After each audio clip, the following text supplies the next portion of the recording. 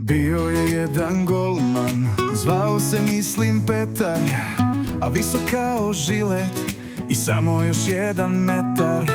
Bila je jedna lopta, zvala se Buba Mara, a brža i od vjetra, nažalost mreže čuvara.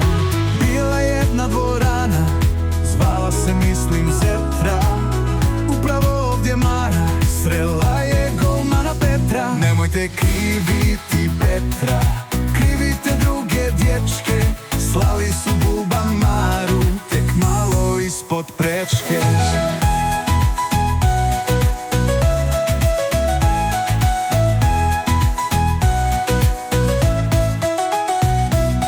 Bio je jedan golman, zvao se mislim Petar, a visok kao žilet i samo još 1 metar.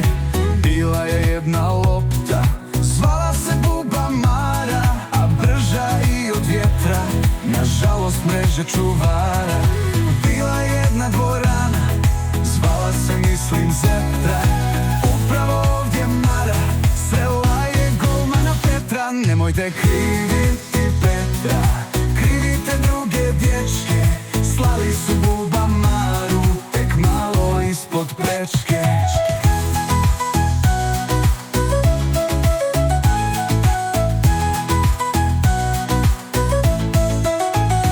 Nemojte kriviti Petra, krivite druge dječke, slali su Buba Maru tek malo ispod prečke.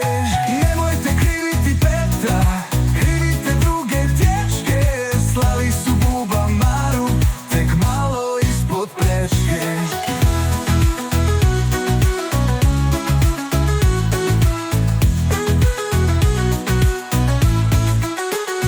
Nemojte kriviti Petra, krivite druge dječke, slali su Buba Maru tek malo ispod prečke.